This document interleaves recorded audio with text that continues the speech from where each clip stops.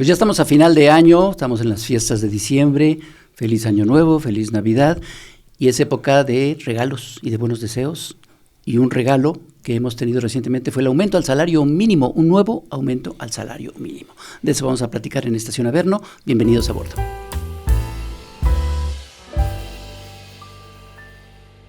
¿No estás contento porque te subieron el salario mínimo? ¿Cómo no?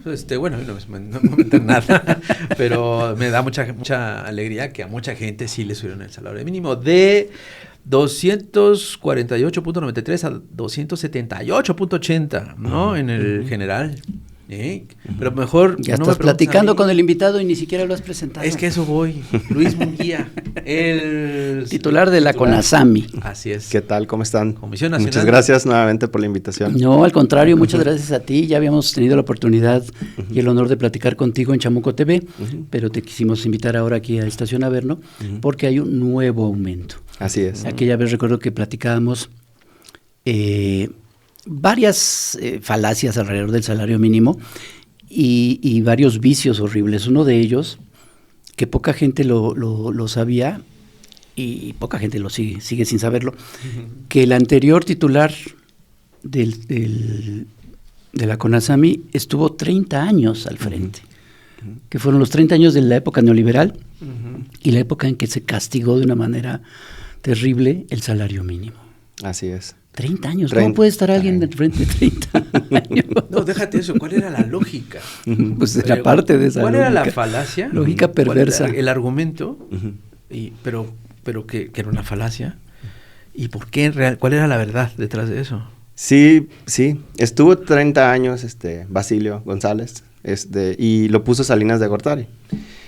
En CONASAMI, el presidente de la CONASAMI lo determina el presidente de la República, es un nombramiento presidencial, pero la ley no dice que tenga que renunciar o que tenga que haber una ratificación, sino que simplemente si no hay un nuevo nombramiento, pues se queda la misma persona.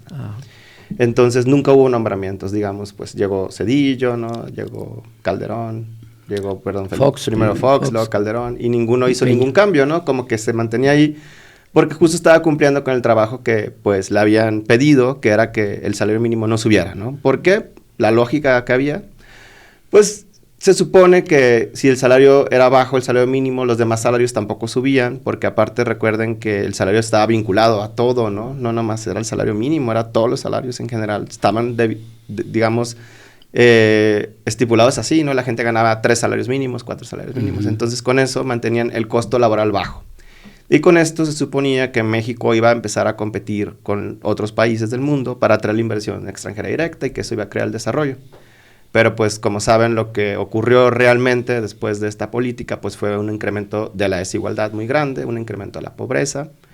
Y pues sí hubo inversión, pero no lo suficiente, ¿no? Para que creciera el país, o crecía pero muy poquito, y cuando crecía solo beneficiaba a los que estaban hasta arriba. Exacto. Pero además era un argumento perverso, porque era, aquí le pagamos tan mal a los trabajadores que vengan aquí a invertir porque la mano de obra barata. Porque estamos explotando a los trabajadores. Exactamente. Eso era. Y también presumían otras cosas. Es toda una política. O sea, por ejemplo, tenían controlados a todos los sindicatos. Digo que sabemos que pues muchos sindicatos mexicanos sí pues son charros, ¿no? Dependen de lo que le diga el gobierno. Así es. Pero presumían una cosa que le llamaban la paz laboral, ¿no? Y era que no había huelgas, ¿no? México es uno de los países que no tenía huelgas en esos años. Y era algo que presumían, ¿no? Pues no tenemos huelgas, entonces es mejor que vengan a nuestro país, todo va a ser muy barato, muy fácil. Y entonces, pues con base en eso, se promovió esta política de no subir el salario mínimo, y durante todos los 30 años del basiliato, subió 2 pesos en términos reales, ¿no? ¿En porcentaje cuánto sería eso? No, pues en porcentaje también era muy poquito, no recuerdo ahorita, pero como 4% creo en términos reales, sí. Es que todo lo que realmente presumían era violaciones a los derechos laborales. Sí, exactamente, justo eso era, y pues era lo que querían vender como al exterior, ¿no? Entonces, pues bueno, sí hay un cambio muy grande, ¿no? En la política laboral en general en México, desde que llegó el gobierno de Andrés Manuel López Obrador, ¿no? Y en términos de salario mínimo también, ¿no? Pues nosotros le llamamos la nueva política de salarios mínimos, es un nombre que ya estamos usando siempre, y básicamente pues ha subido pues muchísimo el salario mínimo, ¿no? En los últimos años, y como un promedio de más o menos 20% cada año de Andrés Manuel López Obrador. Desde 2018 a la fecha. A la fecha. Y este último incremento del 12%, que ese es lo que se aprobó, pues lo sitúa ya el salario mínimo en 135% de recuperación. En términos reales, esto por arriba de la inflación. Órale. Y además, en la zona libre del norte del país, pues ya rebasamos el máximo histórico de 1976, digo, de hace 50 años. Pero pues es un gran logro también, porque es la primera vez que los trabajadores tienen un salario mínimo tan alto en el norte. Y probablemente, bueno, no probablemente, con esta propuesta de que llegue a 2.5 veces la canasta, que es lo que propone la presidenta, se va a alcanzar pues ese también máximo histórico en todo el país. Es lo que te iba a preguntar. ¿Cuál es el poder adquisitivo real ahora del salario mínimo y en comparación a cómo estaba hace 30 años? Pues, o no hace 30 años, hace 7 años. Sí, pues justo se ha aumentado más del doble, ¿no? Pero es interesante porque ese es un análisis con respecto a la canasta básica. Con respecto a la inflación es la canasta básica, digamos, pero hay una canasta que hace Coneval, que es la que usa la presidenta también, que es como lo mínimo indispensable, ¿no? Y esa canasta de lo mínimo indispensable, pues nosotros habíamos hecho el análisis, ¿no? De cuánto se necesita en un país para que el salario mínimo sea, pues, lo mínimo necesario o digno. Entonces, con 2 veces eso cumples con lo mínimo para salir de pobreza. Porque, pues, un hogar mexicano tiene 4 personas. Claro. 2 trabajan y 2 son dependientes. Entonces, cada uno tiene que mantener a uno más, ¿no? Necesitas 2 veces mantenerte a ti mismo o a ti misma y a una persona. Y entonces, la presidenta dijo, bueno, pero eso es lo mínimo, ¿no? O sea, saldrían de pobreza, pero no es suficiente, pues, ¿cómo podemos pensar que lo único que queremos es que salgan de pobreza y ya, ¿no? Eso es como lo más básico. Y tiene mucha razón, porque si lo piensan, cualquier cosa que ocurra, ¿no? Un problema de economía, otro COVID, que espero que no ocurra, ¿no? Pues vuelven a caer otra vez todos en pobreza. Entonces, por eso es que es 2.5 su propuesta, porque si cada persona que trabaja tiene 0.5 adicional, pues es una canasta extra. Te alcanza para otra persona. Pueden tener otro hijo, pueden ahorrar, ¿no? Entonces, por eso es que buscamos ese objetivo de 2.5. Y eso, pues, ¿qué recuperación implica? Pues, ahorita 135%, pero después, cuando lleguemos, pues, van a ser más o menos 270%, que es más de triplicar, ¿no? Lo que se ganaba. Sí. Y, pues, comparando con, por ejemplo, lo mejor es comparar los alimentos, porque a la gente es lo que más le preocupa. Y entonces, por ejemplo, ¿cuánta inflación ha habido? De alimentos, más o menos 56%. Pero ¿cuánto ha subido el salario mínimo? Pues 200 y cacho por ciento. Claro. Porque ese es el gran argumento, ¿no? No se puede subir el salario mínimo porque es inflacionario. Sí. Va a provocar inflación. Sí. Y eso ya se cayó. Sí, eso ya, esa es una victoria ya creo cultural de, ¿no? O sea, la gente ya no. Una de las victorias culturales del... Sin duda, porque lo más fuerte fue, digo, yo ahorita creo que todavía hay gente que dice, ¿no? Pues, hay gente que saca gancitos y cosas. Pero son los analistas del gancito. Los analistas del gancito, ¿no? Pero la realidad fue muy fuerte en el 2019 porque duplicamos el salario mínimo en el norte, ¿no? Recuerdan, se duplicó. Sí. Ajá. Y cayó la inflación. O sea, ese primer año, ¿no? Que era el miedo de la inflación, pues justo donde se duplicó, o sea, doble, así, en un día para otro, la inflación cayó, empezó a bajar, ¿no? Y durante todo el año se mantuvo más baja que en el resto del país, ¿no? Fue la más baja de la historia, ¿no? Yeah. Entonces, pues eso fue muy fuerte como que los empresarios cuando vieron eso, pues ya dijeron, ya no sacaron ese argumento tanto. Digo, todavía hay uno que lo dice, pero ya por lo menos dentro de la CONASAMI ya era como, pues, veían los datos y decían, pues bueno, ¿no? Ya, ¿no? ¿Qué decimos de eso? Tú encontraste, llegas a la comisión, como decías, después de 30 años de unas lógicas neoliberales, aplicadas incluso por la misma persona al frente, ¿no? Y tú llegas en 2018, ¿te encontraste resistencias adentro? Muchísima resistencia. Primero, del personal, ¿no? El personal que estaba ahí, pues no estaba tan capacitado para realmente ser como una estimación de qué es el salario mínimo, cuánto cuesta, cuánto beneficia a cuánta gente. No tenían eso. ¿Pero cómo que no tenían eso? Pues eso era lo que se supone, ¿no? Que hacían eso, pero no hacían eso. En realidad, sí era una institución un poco olvidada, ¿no? Y con un liderazgo también. Pues, con una inercia, ¿no? Una inercia. Ajá. El presidente que estaba, Basilio, pues no iba casi, me contaban los trabajadores que a veces iba como 2 veces a la semana, en la noche a veces, ¿no? Así. Entonces, pues no había como, pues alguien que les dijera qué hacer y entonces los trabajadores, pues pues estaban ahí nomás, ¿no? Entonces hicimos primer paso, capacitación. Durante los primeros 3 meses, nosotros mismos, los que entramos, dimos clases de cómo usar Excel. Sí, cómo usar Excel, ¿Qué es el salario Sumas mínimo? y restas. Tú no sabes usar Excel. Así es que... No, pero caramba, son especialistas. Sí, se suponía. Entonces, el informe que entregaban, pues, eran un pasquín de todos los informes, ¿no? De Banco de México, de INEGI. Entonces, fue como, no, pues, tenemos que hacer nuestra propia información. Y estaban muy sorprendidos, pero, pues, ya empezamos a hacerlo poco a poco, ¿no? Entonces, cambiamos todo eso. Y luego la parte más importante sí es el consejo, ¿no? Per se de CONASAMI.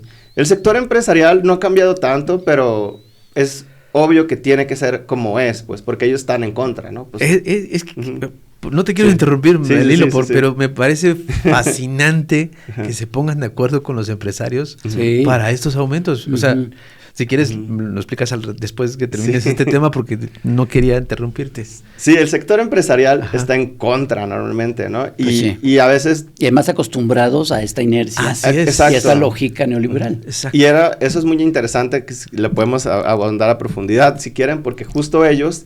Esa inercia les permitía llegar y decir, va a ser esto. Y pues era como... Imponer y ahora condiciones. era como, decimos, ¿pero por qué? ¿De dónde sacas? ¿Por qué tan poquito?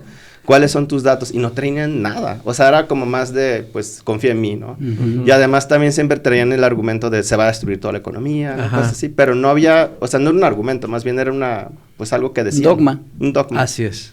Y eso ocurrió en muchos niveles en la Secretaría del Trabajo, que llegaban, todavía estaba la secretaria Luis Alcalde, por ejemplo, y decían, no, la contratación no se puede. Y nosotros, ¿por qué no? ¿Qué pasó? ¿Dónde afecta? No, es que va a ser un desastre. ¿En qué sector? No sabían. Y pues nosotros, sí, ¿no? Teníamos los datos. A ver, yo te digo cuál esta empresa sí le va a costar, esta no. Entonces, todo eso cambió muchísimo, ¿no? Para ellos, porque estaban acostumbrados a llegar y decir qué se tiene que hacer. Órale. Y el gobierno decía que sí. Claro. Entonces, pues, eso es lo que cambió para ellos. Entonces, ¿es normal que se opongan? Pues sí, porque van a pagar más. Claro. Obviamente, algunos empresarios, por ejemplo, hace mucho como Coparmex, sí decían, pues, que suba, porque ellos pagaban por arriba. Y obviamente sí sabían, porque tampoco, pues son empresarios, ¿no? Ellos quieren hacer dinero. Así es. Que si los trabajadores ganaban más, les iban a comprar más a ellos, ¿no? Pues era lógico, ¿no? Entonces decían que suba el salario mínimo, pero cuando ahorita ya subió mucho, es como, espérame, ¿no? Ya está muy alto, ¿no? Ya, cuidado, ya están preocupados y así. Pero el sector empresarial no ha cambiado en cuanto a lo que piensa. O sea, siempre ha sido igual y me parece que es muy consecuente, pues porque pues la final de cuentas esto es pues me van a decir que soy muy marxista, pero es una lucha de clases, pues, ¿no? Así es. Entonces, pues, los empresarios tienen sus propios intereses, ¿no? Ahora, lo raro era el sector obrero. Eso sí era lo muy extraño, porque ellos tampoco querían que subiera el salario mínimo. ¿Qué? ¿No? Sí, no querían. ¿Por qué? Pero el sector obrero o los líderes. O los líderes, sí. Perdón, discúlpenme, sector obrero, no hablo de todos ustedes. Solo hablo de los que están en CONASAMI. Buen punto. Porque sí, obviamente el movimiento obrero sí quería que subiera el salario mínimo. Claro. Digo, yo acompañé a algunos cuando fuimos a la CONASAMI en los 2014, 15, por ahí, ¿no? O sea, sí. Pero los que estaban ahí, pues, decían que no. Y el argumento que decían era que, lo mismo que decían los neoliberales, ¿no? Es como si sube el salario mínimo, vamos a perder el empleo. Prefiero tener un trabajo mal pagado que no tener ningún trabajo. Que no tener empleo, claro. ¿No? Entonces, sí era como una cosa muy sorprendente.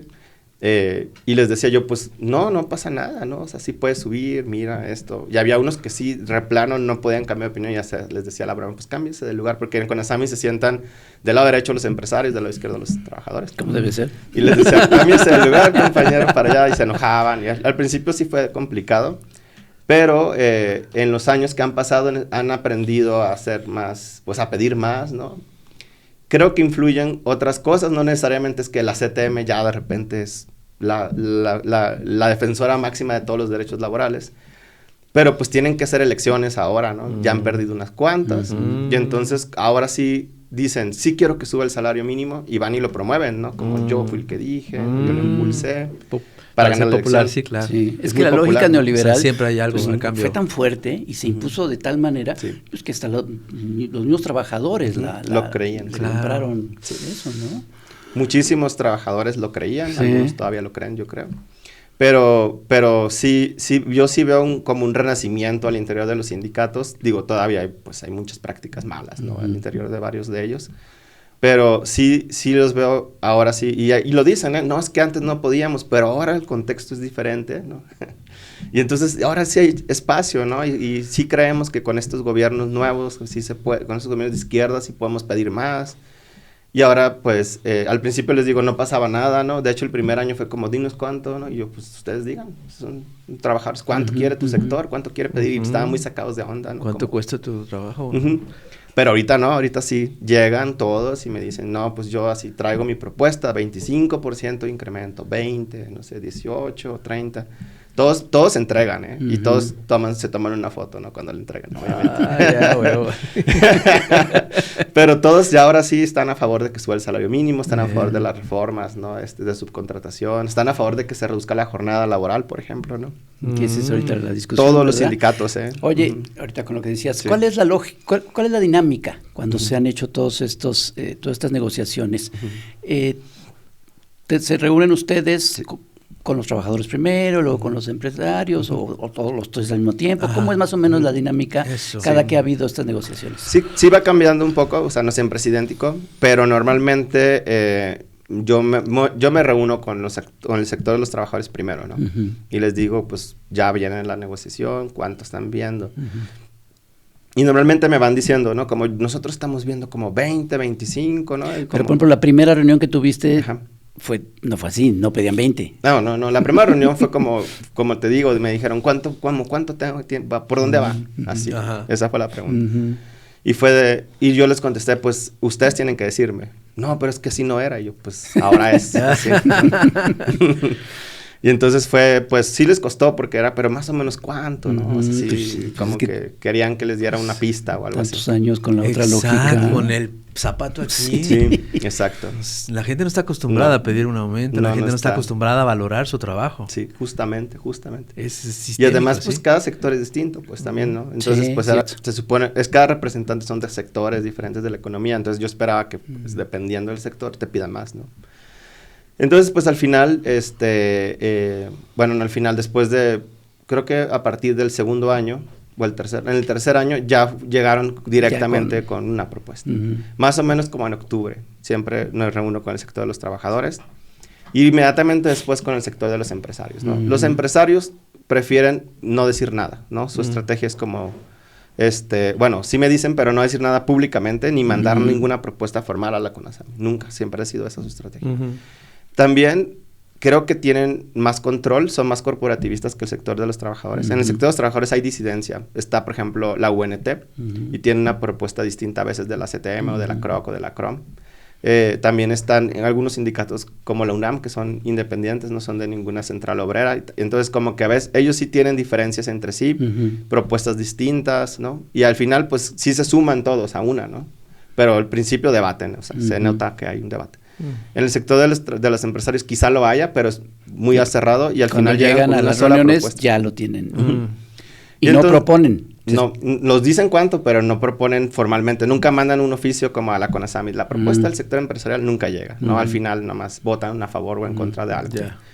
Y obviamente siempre se van por debajo, ¿no? De lo que sea que proponga el gobierno o lo que proponga el sector de los trabajadores, tratando de negociar, porque, pues, ¿no? Eso es su plan siempre, ¿no? Como, no sé, 10%. Ahora, una cosa interesante es que Coparmex siempre trata de decir que está a favor, ¿no? O sea, es como una parte de su, como de su imagen pública. Entonces, aunque dentro de la negociación está en contra, al final siempre dicen, no, siempre estamos a favor. Siempre hacen eso. O, por ejemplo, ahora que la presidenta dijo, yo creo que 12%, luego salieron, nosotros decimos que 12%, no, porque pues la presidenta dijo. Claro. Entonces, siempre tienen esa estrategia ellos, la verdad, Coparmex per se. ¿Y cuál es el argumento para convencerlos? O sea, yo me imagino que no nada más es así como así, sino, a ver, hay estadísticas de que si se le aumenta el salario al trabajador, va a haber mayor consumo, etcétera. Sí, cada año eso es lo que hacemos. Hay un área de la CONASAMI la que hace los estudios, la dirección técnica, y hace un estudio antes de la fijación, donde hace la propuesta. Y dice, por ejemplo, les decimos, ¿qué pasó este año con la inflación? No, pues no hubo ningún impacto, fue 0.005, ¿no? Cosas así. ¿Qué pasó con el empleo? Pues no cayó, subió, de hecho, ¿no? El empleo no estaba relacionado con el salario mínimo este año. Y luego también le decimos, ¿qué pasó con el consumo, no? Pues creció más acá, por esto, porque el salario mínimo subió y todos los empresarios están pidiendo, los trabajadores están gastando más. ¿En qué empresas? Las pymes, ¿no? Por ejemplo, ¿no? Son las que más venden local. O sea, en México, las empresas locales, obviamente hay grandes también, como Bimbo, ¿no? Pero en general, las pymes, las chiquitas, son las que más venden. Las grandes son más exportadoras, ¿no? Entonces, como que las que se benefician directamente del consumo son pymes, ¿no? Entonces, decirles, son las pymes. Entonces, todo eso ellos lo van viendo. Obviamente, no inmediatamente cierran, ¿no? Así como de, ya, sí estamos a favor. Pero esa es como la parte importante. Ahora, hay más cosas, ¿no? Por ejemplo, decirles como... un aporte muy fuerte para ellos es la negociación del incremento y el MIR. El salario mínimo tiene 2 componentes. Uno es el incremento directo y el otro es el componente en pesos. Y en las negociaciones colectivas de trabajo siempre se utiliza el incremento directo, porque así están en los contratos colectivos, como el incremento del salario mínimo en porcentaje. Entonces ellos, el sector empresarial, siempre busca que eso sea lo más chiquito posible, porque quieren dar menos incremento a los demás trabajadores. Y el sector de los trabajadores tiene 3 años que quiere que sea más grande. De hecho, quiere que desaparezza el incremento en pesos. Entonces, este año estuvo súper fuerte la negociación. El sector obrero se paró a la mesa varias veces porque ellos decían, queremos que ya no exista, ¿no? esto en pesos. Queremos que el 12% vaya directo a todos los salarios, ¿no? Y al final de mediar nosotros como gobierno mediamos entre los dos porque no había acuerdo. Pues es la primera vez que el incremento es más grande que el componente en pesos. O sea, le dimos a los trabajadores. Perdón mi ignorancia absoluta. ¿Cuál es la diferencia entre en pesos y el otro? Ajá. O sea, no entiendo la diferencia. Sí, haz de cuenta, subió 12% el salario mínimo. Ajá. Y entonces, incremento directo de este año fue 6.5. Ajá. Y el resto, 5.5, es en pesos. O sea, es lo mismo, pues, pero en la ley le escribes, el incremento directo del salario mínimo fue 6.5 y un incremento en pesos de X pesos. Cuando lo sumas, da 12%. Ajá, Sí, pero como el 6.5 dicen que ese incremento directo... ¿Y por qué se hace esa diferenciación? Ajá. Lo inventaron justo al inicio, cuando empezamos con la recuperación del salario mínimo, porque el miedo que tenía el sector empresarial, más o menos justificado, es que si subía 20% el salario mínimo, todos los trabajadores iban a pedir 20% y no pueden subirle 20% a alguien que gana 50,000 pesos, etc. Claro. Exacto, sí. Y de hecho sí ocurrió, porque por ejemplo en Matamoros, recuerdan el movimiento 2032, fue muy famoso que lo organizó esta Susana Prieto. Ajá. Pues eso era, ¿no? Fue 100% el salario mínimo, deme 20, ¿no? Y pues era 20. Y el 32 era porque era 32,000 pesos de bono. Ajá. Y ganaron, ¿no? Fue una huelga exitosa para ellos. Claro, y por eso los trabajadores dicen, no, que desaparezca en pesos porque queremos pedir todo, claro, sí, y ellos tienen 3 años pidiéndolo, ¿no? Y entonces toda la historia, desde que empezamos a subir el salario mínimo, siempre el sector de los empresarios lo habían ganado, o sea, siempre el incremento era más chiquito y el componente en pesos más grande. Es la primera vez que el sector obrero ganó, pues, o sea, que tuvo más, entonces como que se movió hacia la balanza, hacia su lado. Mira nada más. Porque ahora sí pelean por algo. Exacto. Nos quedan 2 minutos porque quiero hacerte una pregunta. Hay todavía quejas de que se le sigue pagando menos a las mujeres. ¿Esto también tiene alguna incidencia? O sea, ¿ustedes tienen alguna incidencia en eso? Sí tenemos, claro. Principalmente el salario mínimo beneficia más a las mujeres porque hay más mujeres que ganan salario mínimo. Okay. ¿Por qué? Porque ganan menos. Sí. Obviamente, ¿no? Entonces, por ejemplo, en una fábrica, es un ejemplo ficticio, pero por ejemplo, si ganaban 250 pesos una mujer y un hombre ganaba 300 pesos, ahora que suba el mismo trabajo, ¿no? Sí pasa, o sea, digo, es un ejemplo ficticio, entre comillas, es real, pero no puedo decir qué empresa es. Ahorita nos dices. Entonces, ahora en enero va a subir el salario mínimo a 279, 280. Entonces, a las mujeres le van a subir 250 a 280. Ya a los hombres, puede que los dejen igual en 300. Puede que les suban 301 o algo así. Pero la diferencia, la brecha, pues, de género se va a reducir. Entonces, eso, pues, ha tenido un impacto muy fuerte. La reducción de la brecha de género, gracias al salario mínimo, se ha reducido 26% a nivel nacional. Y en los municipios donde hay más pobreza, todavía más, 60%, porque, pues, hay más gente. ¿Y no se puede decir, ganan lo mismo, punto? ¿Quién tendría que...? La ley dice que sí, ¿no? Pero pues, en la realidad ocurre que, por ejemplo, dicen, es que ella es técnica A y él es técnico B, y hacen cosas diferentes, claro, pero no realmente... buscan la manera de darle la vuelta. Sí, pero sí habría otras formas más, por ejemplo, yo siempre he estado a favor de que haya transparencia en todos los tabuladores de las empresas, y cuando se publican esas cosas, pues, primero nosotros como gobierno podemos ir, ¿no? Y decirle, a ver, págale lo mismo, pero también las mujeres en otros países, cuando se ha hecho, exigen, ¿no? Porque dicen, oye, ya veo que mi compañero gana más, ¿no? ¿Por qué? Entonces, eso puede ser útil, pero sí, eso sería una forma. Y la otra es que también salarios mínimos profesionales nos estamos promoviendo que los salarios mínimos profesionales se incrementen más en las profesiones más feminizadas, donde hay más mujeres. Porque pagan menos a las profesiones, no nomás es un tema del mismo trabajo, mismo remuneración, sino que también el sistema es muy de recompensar más profesiones donde hay más hombres. No porque sea mejor o más difícil o más complicado, sino porque hay más hombres, nada más. Por ejemplo, las enfermeras en Estados Unidos, es un ejemplo, ganaban menos, ¿no? Y cuando entraron hombres, subió el salario, ¿no? Entonces lo que queremos promover nosotros es que suba el salario de enfermeras, de maestras, que hay más mujeres, ¿no? Etcétera. Secretarias, cajeras, ¿no? En los bancos. Claro. Me acordé. Bueno, ahora sí vámonos a un corte de estación. Ahorita nos cuentas qué empresa es. Me corte. No se vaya y regresamos. Prometemos no decirlo. Sí.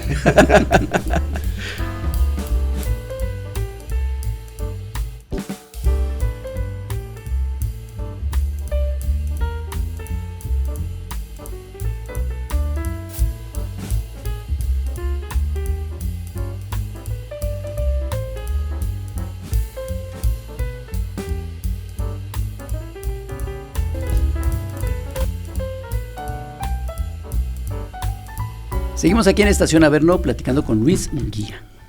Muchas gracias que viniste a platicar. Está bien interesante, la verdad. Sí, está. Pareciera que es un tema así como árido, pero no, es realmente muy, muy interesante. Sí. Oye, y antes del corte estabas hablando de todavía las grandes diferencias que hay entre el trabajo de los hombres y de las mujeres en la remuneración, en lo que se paga. Pero no solo es en eso. En general, ¿no? Bueno, como es en toda la historia de la humanidad, ha sido así. Pero me quedé pensando, por ejemplo, estas reuniones que tienes tanto con el sector obrero como el sector empresarial, ¿qué tanto está representado la mujer en los dos? Muy poco, ahora más que antes. Ahora, la verdad, tengo que dar un poco de contexto, porque justo, el Consejo de CONASAMI tiene elecciones cada 4 años, ¿no? Y antes de la elección del 2023, eran puros hombres de los dos lados, no había ninguna mujer, ¿no? Entonces, en esos años, yo, pues, traté de promover que hubiera mujeres, y hablé con la secretaria Luis Alcalde, todavía estaba, ya iba de salida, pero todavía estaba, y ella, pues, le pareció muy buena idea, ¿no? Y justo la ventaja que teníamos es que la forma en que se lleva a cabo la elección de CONASAMI, la determina la Secretaría del Trabajo. La Secretaría del Trabajo pone las reglas del juego, así como vamos a hacer tal, van a participar tantos sectores, ¿no? Entonces le pusimos, fue complicadísimo, porque les avisamos, queremos que tengan cuota de género, y pues se opusieron ambos sectores, ¿no? Se opusieron. Porque decían que estábamos imponiéndoles algo desde fuera, y que pues era un consejo libre, tripartita, y que no podríamos nosotros decirles qué hacer. Entonces, pues, estábamos pensando, primero la vía legal de hacerlo y pues ni modo, a ver cómo le hacían, ¿no? Pero sí complicaba mucho, tensaba mucho todo, y entonces al final decidimos poner un artículo que dice que se diera preferencia sobre todo a las mujeres, ¿no? Y además les decíamos, es que hay sectores donde hay más mujeres, ¿no? Por ejemplo, es que tienen que estar representadas. Sector bancario, ¿no? Está en la CONASAMI, hay más mujeres. Yo puedo entender eso de, bueno, es una comisión tripartita, libre, tal, no nos pueden... Pero una realidad es que hay mujeres que tienen que estar representadas. Por supuesto. Sobre todo de la parte más de los trabajadores que... Sí. O sea, nuestro país es... hay un buen de discriminación a las mujeres en todos los niveles. No quiero decir que unas están bien. Ninguna está bien. Pero en el sector de los empresarios es peor todavía. O sea, hay menos mujeres empresarias. El techo de cristal es más poderoso en México que el piso pegajoso, que es donde están las mujeres trabajadoras, ¿no? Entonces... El caso es que sí hay muchas mujeres en varios sectores, ¿no? De las trabajadoras, sobre todo, por ejemplo, educación es uno de ellos. Finanzas, hay más mujeres que hombres, ¿no? Y así. Entonces, pues, les pedimos que hicieran todo lo posible para que hubiera mujeres. Y el sector de los trabajadores fue el que hizo mejor trabajo, pero no llegaron a la paridad. O sea, son 12, y entonces son 7 hombres y 5 mujeres. Y el sector de los empresarios fue el que le fue peor, y quedaron 8-4, ¿no? Son 8 hombres y 4 mujeres. Y obviamente con sus respectivos suplentes, les pedíamos que los suplentes pues también fueran mujeres, ¿no? Que no fuera... Y el sector de los empresarios pues les cuesta mucho más trabajo, porque como les digo, hay muy pocas mujeres empresarias, o que participen pues en los organismos que tienen ellos, que son el Consejo Coordinador Empresarial. Sí, porque mujeres empresarias ha de haber muchísimas, pero que participen, y sobre todo en las cúpulas empresariales. Correcto. Fuera de Amburuzábala, Exacto. Yo no recuerdo otra mujer así de las... Bueno, sí está... Bueno, sí, muy poquitas, pues. Sí, hay dos, tres. Altagracia, pues es una empresaria, claro. pues ya famosa, ¿no? Ahorita, porque estuvo apoyando a la presidenta, pero pues tiene un grupo fuerte, Minsa es un grupo grande, ¿no? Patricia Almendares, ¿no? Sí, por ejemplo. Sí, hay algunas, pero no participan, o sea, ellos no tenían interés estar en el Consejo Coordinador Empresarial o en la Coparmex. Sí, claro. Entonces, sí les costó, pero metieron 4 mujeres y el sector empresarial, de los trabajadores metieron más. De hecho, una de las representantes del sector obrero, la del sector financiero, es la lideresa de HCBC. Ella sí es como una secretaria general, ¿no? Que está ahí en CONASAMI. Y sí cambió mucho la dinámica, porque justo el equipo de CONASAMI todo el tiempo hace estudios de muchas cosas y hace estudios de género, ¿no? Entonces, al principio no había eco, ¿no? O sea, el sector... la dirección técnica presentaba en su estudio, ¿no? Pues miren, pasó esto, se redujo la brecha de género en tanto, y nadie decía nada, ¿no? Como, pues qué bueno, y ya. O había comentarios peores, de hecho puedo contarles que, por ejemplo, su resistencia a las trabajadoras del hogar, ¿no? De que no querían que hubiera salario mínimo fue enorme, yo no entendía por qué, ¿no? Era como... Por una cuestión clasista. Exacto. En serio solo era eso, porque el sector empresarial pues no va a pagar, eran los hogares, ¿no? Los que pagaban, y el sector de los trabajadores pues no eran como que fuera un sindicato así fuerte. Que también había resistencia. Se oponían, sí. Y entonces, y eran muy, pues, sus formas de expresarse muy malas, ¿no? Sí había mucha discriminación y clasismo en sus comentarios. Está todo en las minutas, si alguien los quiere ver. Naturalizados, así como si, sin culpa alguna. Sí, pues normal para ellos, ¿no? Supongo. Pero ahora que hay mujeres, pues sí hay ese contraste, ¿no? Y se nota, ¿no? Porque a veces ponemos, y las mujeres participan mucho, más que los hombres, ¿no? Y si dicen, no, tenemos que hacer esto, o sí hay que incluir un salario mínimo profesional de enfermeras, y ellos, no, es que eso, ¿para qué? Y las mujeres son las que están a favor, ¿no? No, sí creemos que es necesario. Sí. Entonces sí le dio aire, pues, a la comisión, además de que, como les digo, muchos de los consejeros son los mismos, porque como es una elección de a ver quién junta más votos, pues son gente que tiene muchos años y tiene pues mucho arrastre, ¿no? Ya tienen años ganando elecciones.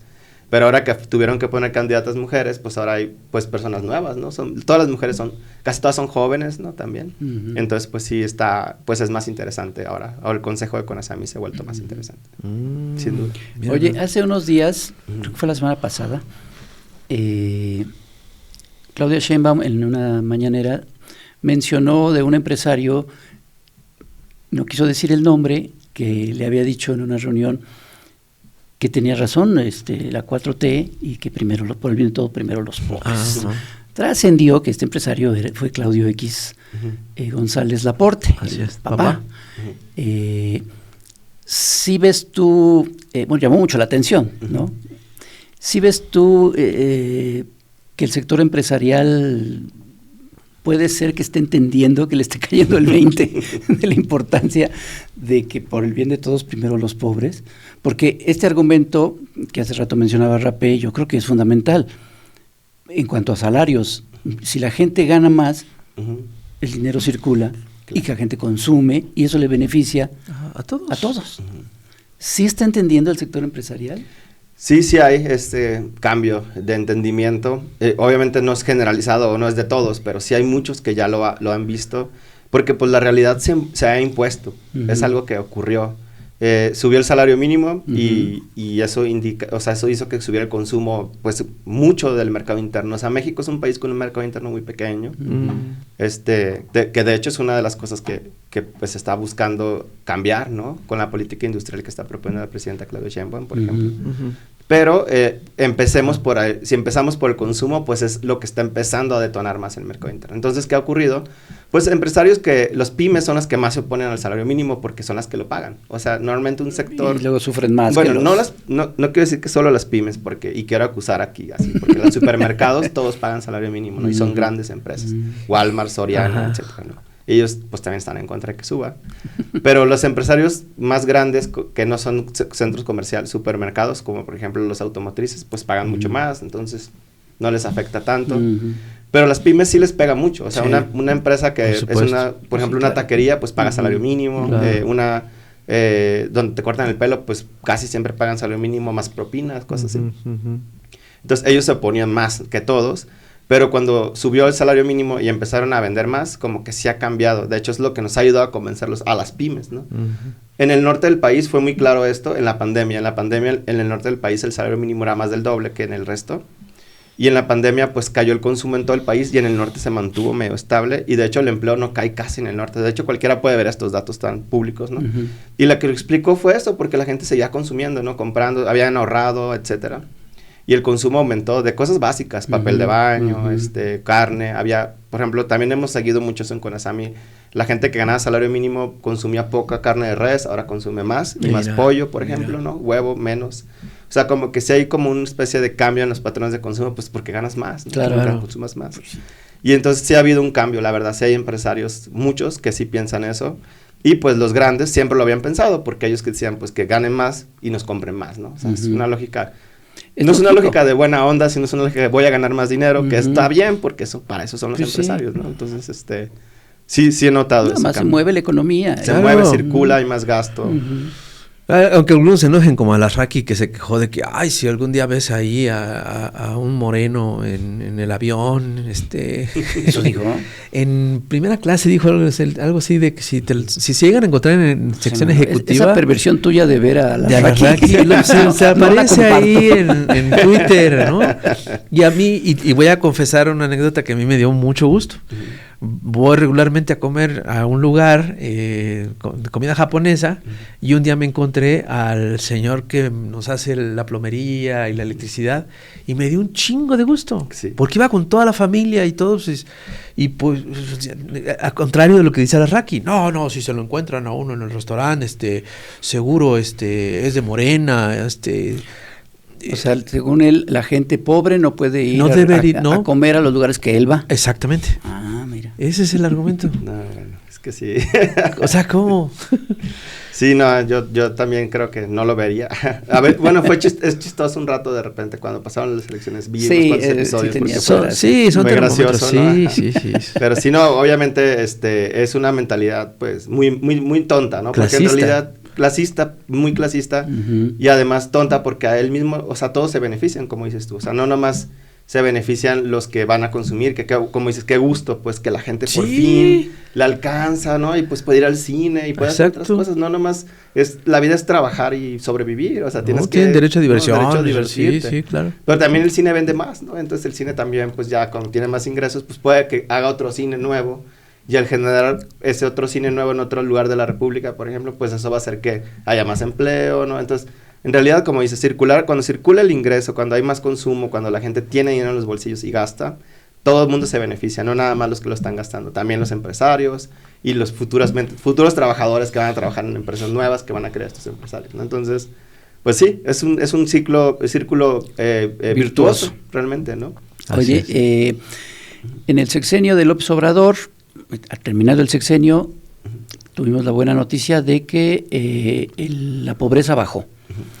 6 millones o 9 millones, creo. No recuerdo exactamente el número, pero sí fue una reducción muy, muy grande, muy significativa de la pobreza en México. Muchos la atribuyeron a los programas sociales, pero mucha gente lo atribuyó al aumento del salario. Así es, sí. ¿Tú qué datos tienes de eso? Creo que el salario mínimo es lo que más impulsó esta reducción.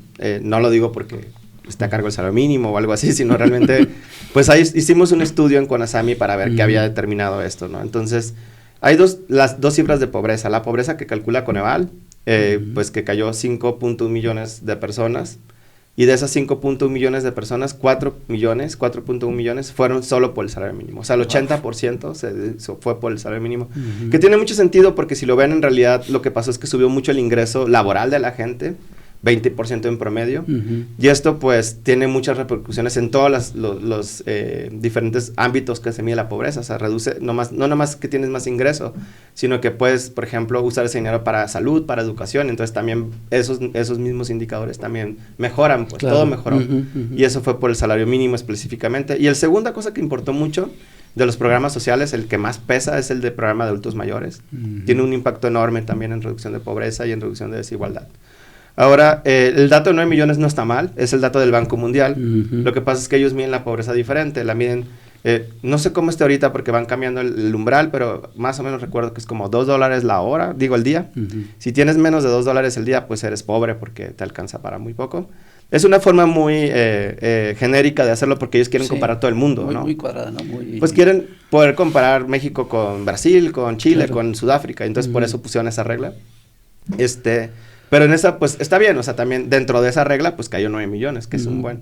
El dato bueno es el año que viene. En 2025 sale la nueva encuesta, pero del 2024. Entonces, vamos a ver todo el sexenio. La que vimos de Coneval era del 2022. Son cada 2 años. Son cada 2 años. Y el año que entra vamos a ver la de 2024. Exacto. Que se espera que va a caer mucho más. O sea, yo sí espero, porque aparte 2022 todavía era un año que tenía secuelas de COVID, todavía había problemas. Sí, porque hay que decir todo esto. Todo esto a pesar de con una pandemia. Con una pandemia, sí. Y una pandemia. Ajá. Entonces vamos a ver el año que viene, yo pronostico una caída muchísimo más grande en la pobreza, ¿no? Y va a ser también, pues, mucho por el salario mínimo. Pues sí. Oye, tú, bueno, pues fuiste ratificado en la Comisión Nacional de Salarios Mínimos. A lo mejor vas a estar otros 30 años como tu asesor. Pero para aumentar. Pero para bien. No, para bien. 2 preguntas. Una, estos aumentos, ¿en un punto ya no va a ser posible seguirlos haciendo? ¿O qué pasa ahí? Sí tiene un límite. De hecho, justo como bueno, o sea, la política de la primera etapa de la recuperación, pues fueron incrementos de 20, ¿no? Uno de 15 por la pandemia, pero fueron muy altos. Y en esta otra etapa, que es como más de consolidar un salario mínimo, porque la verdad, ya pues tienes que bajarle un poco el ritmo. Vamos con 12%, no significa que siempre va a ser 12, puede ser que algún año sea 15, por ejemplo, porque nos fue bien en la economía, y otro año sea 10 y nos va mal, ¿no? Así. Pero el promedio es 12% para llegar a esta meta que propone la presidenta Claudia Sheinbaum. Pero ¿qué significa? Pues que justo estamos acercándonos poco a poco a un punto en donde tenemos que darle aire al sector productivo para que crezcan los demás salarios. Porque justo el problema que vemos ahorita es que subió un buen el salario mínimo y los demás están como estancados.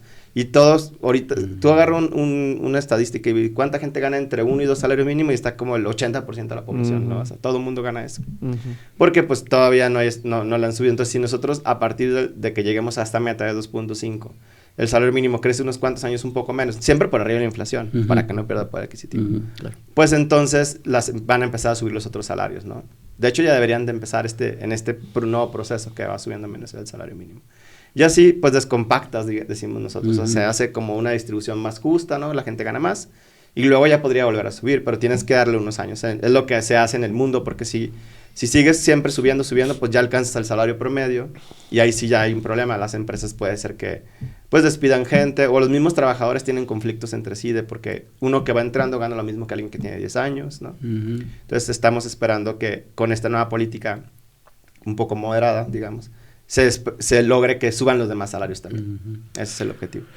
Sí, si no, el salario mínimo se va a convertir en el salario máximo. Exacto. Exactamente. Oye, y la segunda pregunta. Fuiste ratificado en la CONASAMI. ¿Ves alguna diferencia entre el gobierno de López Obrador y el de Claudia Sheinbaum? ¿Hay diferencias? Digo, es continuidad, es el mismo proyecto. ¿Hay diferencias dentro de esta continuidad? ¿O para ti, en tu área, no hay gran diferencia? Pues de fondo no, o sea, porque finalmente sí es el mismo gobierno, es el mismo proyecto. La presidenta pues sí me ratificó, me mandó mi ratificación, porque ella me nombra, recuerden, ¿no? Como les dije ahorita, es algo que nombra el presidente, porque yo represento a la presidencia, porque sí está definido en la Ley Federal del Trabajo, ¿no? Y eso no ha cambiado. En los estilos sí, pues tienen estilos diferentes, todo el mundo lo sabe, ¿no? Vean una mañanera del presidente Andrés Manuel López Obrador y le preguntan cosas como, por ejemplo, ¿cómo durmió ayer? Y le contesta una historia de, no, pues hace muchos años. Benito Juárez. Sí, Benito Juárez. Y la presidenta es, bien, siguiente pregunta, ¿no? Entonces, sí es distinto. Entonces, cuando iba con el presidente, pues, porque siempre voy a verlo o a verla ahora para explicarle cuánto es lo que proponemos y que me diga como si lo ve bien, porque pues, yo represento ese voto, ¿no? Claro. Y el presidente Andrés Manuel pues sí me preguntaba cosas, o sea, su estilo siempre era preguntarme muchas cosas sobre la canasta básica, me preguntaba mucho cuántos huevos alcanza, cuántas tortillas, como todos los productos, ¿no? Así. Claro. Y con eso y al final tomaba la decisión, también invitaba a Hacienda y así. Y la presidenta es como más rápida, o sea, me puso atención, le entendió bien rápido a todo, ¿no? Fue como, sí, ya entendí, entonces es como, este es el rango, ¿no? Que se puede, yo sí es el rango que se puede. Y ella me dijo, pues tanto, ¿no? O sea, como esto creo que es lo correcto y no sé qué. Pero como que sí son estilos distintos. Ella es muy práctica, muy rápida y el presidente era pues más tranquilo, así hablaba despacito. Pero en general, o sea, los dos buscan el mismo, o sea, traen el mismo plan, o sea, yo no veo diferencia. La presidenta las mismas preocupaciones, cuánta gente beneficio, ¿no? Siempre, como que se nota mucho que vienen de la misma escuela, ¿no? De, pues, primero los pobres, ¿no? Sí. Claramente. Sí. El mismo movimiento. Ese índice económico. Las mismas convicciones. Ese índice económico de la Bolsa del Mandado de Valores es muy importante. Consultarlo. Pues, es más importante. Revisar eso es muy importante, que es lo que consumen los mexicanos, ¿no? Pues la mayoría, sí. La bolsa. Nos recuerda la producción, que es Bere. Dice, entender que el aumento del salario mínimo contribuye a la redistribución de la riqueza en un país que no es pobre es desigual. No hace falta dinero en México, sino falta redistribuirlo. Es correcto, sí. Sí, o sea, la verdad, ¿sabes? Sí ha habido una caída muy fuerte en la desigualdad de ingreso. O sea, ¿qué significa esto? Que la gente gana, la que ganaba muy poquito gana más. El salario mínimo, por ejemplo, aumentó en esos últimos, hasta el corte de 2024, 99% al ingreso al 10% más pobre. O sea, subió el doble, ¿no? En el promedio nacional. Y luego cuando tú ves, por ejemplo, a la clase media, o sea, el nivel 5, el decil número 5, que es el 50% de la pura mitad, le ha subido el ingreso en 30 y tantos %. Y luego cuando ves a los más ricos, al 10% más rico, les ha subido 5%. O sea, todos les han subido algo, ¿no? De ingreso. Pero a los que más les subieron es a los más pobres. ¿Qué significa? Pues se redujo la desigualdad. Hay muchas formas de medirlo. Una forma es con el coeficiente de Gini, que es una forma de ver qué tan distribuido está, ¿no? El ingreso. Y ese coeficiente cayó 18%. ¿No? Bueno, para explicarlo un poco, 0 en ese coeficiente significa que todos son iguales, 1 es solo una persona tiene toda la riqueza. México pasó de punto 44 a punto 4, ¿no? O sea, cayó un poquito, pero pues eso significa. Ahora, lo que no ha cambiado es la distribución de la riqueza, y la verdad es que eso es complicado. De hecho, pregúntenle a otros economistas de riqueza, yo no soy tan fan del cálculo de la riqueza, porque nadie sabe, ¿no? O sea, pues más o menos sabemos que Slim es muy rico, pero no sabemos cuánto dinero tiene. Muchos de sus ingresos están distribuidos por todo el mundo. Así es. Lo tiene en bancos, en todos lados. Entonces, nadie paraísos sabe. Fiscales. Sí. Paraísos fiscales. Entonces, esa riqueza, pues sí la han medido algunas personas y dicen que no ha caído, ¿no? Que sigue estando muy alta y es posible, pero como no sé si se mide bien, pues no sé. Pero la riqueza de ingreso de la que gana la gente cada mes, sí cayó la desigualdad bastante. Que eso es importante. Oye, ¿y en qué nivel del mundo estamos en salario mínimo? O sea, ¿tenemos alguna meta como para igualarle a alguien así, Suecia, Dinamarca? Ya sabes, les encanta decir eso. Sí, yo creo que no deberíamos de compararnos con todos los países del mundo, porque pues, somos muy diferentes. Iguales, no somos iguales. Pero con América Latina es donde más o menos es más comparable. Digo, por ejemplo, te digo, porque Suiza pues no tenía salario mínimo, lo aprobó en el 2015 y es el más alto del mundo, ¿no? Ahorita. Órale. Entonces, pues sí hay países que tienen, hoy Estados Unidos que tiene salarios mínimos de todos los estados, bueno, no en todos, pero algunos estados distintos, pero hay unos que son como $10 la hora, $15 la hora, $7.25 la hora, todos muy altos comparados con México. Pero México, cuando inició el proceso de recuperación, era el más bajo de toda América Latina. Madre. No había más ninguno. bajo. No manches. El más Último bajo. lugar. Último lugar, sí. De todos. Qué vergüenza. Sí. Bueno, Haití no tiene, ¿no? Pero los que tienen. Ya. Entonces, y luego, pues, cuando empezó a subir el salario mínimo, pues, fuimos rebasando a varios. Y ahorita estamos más o menos a media tabla. Por ejemplo, este año rebasamos a Colombia, por ejemplo, ¿no? Pero por arriba nosotros todavía está Uruguay, Chile, ¿no? Hay países que tienen salarios mínimos más altos, Brasil. Porque sí, una meta es, como lo que hemos visto en muchos años, es que un carpintero gane prácticamente lo mismo o muy similar a un funcionario público, ¿no? Que es lo que pasa en esos otros países. O sea, esto de encontrarnos a nuestro plomero, electricista, en los lugares en los que comemos está bien, pero esta gente pusilánime lo ve mal.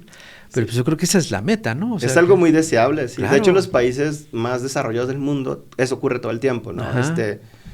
Estados Unidos es el ejemplo que pongo porque está muy cerca, ¿no? Entonces, ahí, y lo podemos ver más o menos, la clase trabajadora, los obreros, que son, ellos le dicen de cuello azul, ¿no? Ganan a veces más que los administradores de cuello blanco, ¿no? No siempre. Ahorita les voy a decir algo porque los CEOs es otro caso, ¿no? Pero en general, la clase trabajadora y la clase como de administradores públicos, ganan muy parecido, y los trabajadores tienen acceso a todo, ¿no? Tienen autos, o sea, a lo mejor no tienen un Ferrari, pero tienen un auto nuevo todos los años. Mira. Tienen acceso a una casa, ¿no? Entonces, a una vivienda digna, ingresos en general. Todos tienen acceso a todo. La diferencia son, pues, el lujo, ¿no? Ahora, sí hay un problema en Estados Unidos de desigualdad muy grande de los últimos años, porque sí ha habido una cosa que los gringos le llaman como greedy corporate, que es como corporativos tacaños, envidiosos. Y sí ha habido muchos problemas porque pues ganan mucho más, ¿no? Los CEOs, que son como los jefes de la empresa, ¿no? Y pues nomás, o sea, a lo mejor me estoy desviando mucho del tema, pero pues justo hace unos días o unas semanas pasó este tema en Estados Unidos, que mataron a un CEO que era pues el CEO de United Health, que es una de las empresas peores que hay de seguros en Estados Unidos. No me digas. Y este CEO fue muy famoso porque duplicó, triplicó las ganancias de las empresas, creo que de 4 billones a 16 billones, con una política que era así, que se basaba en negar el seguro a todo mundo, ¿no? O sea, era como de, estoy enfermo, no te toca, ¿no? Buscar la manera de no pagar siempre. Claro. Y sí, subieron sus ganancias. Maldito. Pero murieron mucha gente, ¿no? A tal grado que el tipo que lo mató es un héroe. Es uno de... ¿Sí? Exactamente. Es una de las personas perjudiciadas. Pero es un justiciero y es algo que se denota mucho, pues, como Estados Unidos tiene muchos problemas ahorita, ¿no? En este tipo de cosas. Y, pues, también interesantísimo que todos los CEOs ahora aumentaron el gasto en seguridad, pues ¿no? Sí. Todos tienen miedo. Pues sí. Pero, pues, sí es un problema. Oye, Luis, pues nos estamos yendo, pero yo quisiera preguntarte, ¿tú qué estudiaste? ¿De dónde vienes? ¿Cómo fue que llegaste al gobierno de la 4T? Sí, pues yo soy economista, siempre estudié ¿De dónde economía. eres? Soy de Sonora, de Hermosillo. Bueno, Bien. soy de Caborca, pero viví en Es de Hermosillo. Caborca. Mira, un saludo a Caborca. Yo soy hijo nuestro adoptivo de Caborca. ¿Ah, ¿Quién sí? es Tengo amigos allá y he ido varias veces, Ajá. me adoptaron. Qué bien. Me Sí, gusta ¿cómo mucho se llama nuestro amigo? Caborca. Luis Luis Castillo. Luis Castillo, Creo que le mandamos sí, un sí, saludo. sí, bueno, no lo conozco, pero mi familia... Es que mi familia es de allá, pues, ¿no? Mi familia, todos, y luego ya nos fuimos a Hermosillo. Entonces, sí lo conozco. Sí sé su apellido, lo conozco. Sí, tiene un programa de mucho de radio, un noticiero, sí, y él en la mañana. trabaja en la universidad. Sí, seguro si le dices Unison. mi apellido Munguía, vas a ver. Le voy a preguntar. Sí. Le mandamos un abrazo. Saludos a Luis Castillo. Saludos a Luis Castillo. Luis es caborquense. Entonces, soy caborquense y nos mudamos a Hermosillo y pues ahí crecí, soy economista. Luego vine a México a estudiar en el Colegio de México, también estudié economía y luego fui a la Universidad de California y estudié economía laboral. O sea, soy economista laboral, estoy enfocado en puros más temas laborales. Y a la 4T pues llegué pues desde hace varios años, cuando todavía estábamos en la lucha, en la resistencia, pues yo era pues un economista laboral que conocía a Esquivel, conocía a Arturo Herrera, conocía a Luis Alcalde. Y entonces Luisa y yo hicimos mancuerna, o sea, nos conocimos, ella es abogada, entonces era como cuando estaba el tema de la desvinculación del salario mínimo, pues trabajamos juntos. Y después, pues ella misma me buscó y me dijo que ahora sí subiéramos el salario mínimo. Y así fue como llegué, ¿no? O sea, pero sí fue porque estuvimos en eso. Yo toda mi vida, pues, había militado en partidos de izquierda, ¿no? Antes estaba en el PRD, luego en Morena. Y pues fui conociendo pues mucha gente, ¿no? Pues porque siempre he estado pues en ese tipo de movimientos, ¿no? Los movimientos de izquierda. Sí. Y las calles, contra el desafuero. Me ha tocado contra hacer todo. de eso también, sí. Pero está muy bien y yo creo que qué bueno que haya gente como tú en el gobierno. Yo veo a mucha gente de la izquierda, esa que le llaman la izquierda progre, buena ondita, ¿no? Que la cosa de gobernar no les gusta. O sea, les gusta estar en contra y protestar, pero a la hora de gobernar, pues ya no quieren, ¿no? Y pues, ¿para qué es lo que se está luchando? Pues para, precisamente para poder tener la oportunidad, muy de acuerdo. si se llega al poder, pues de trabajar a favor de la gente. Bien, sí. Digo, ¿no? Muy, que haya muy, muchos que se cuelen por sus intereses, pues sí lo hay. Pero qué bueno que haya gente como tú, yo creo, en este gobierno. Sí, muchas gracias. Sí lo creo, La verdad, yo pienso que pues para eso trabajamos, pues para hacer cambios, ¿no? Sí tengo amigos, compañeros que nunca han participado y que siguen criticando desde fuera. Está bien, ¿no? Pero la verdad es que es muy complejo estar adentro y hacerlo bien.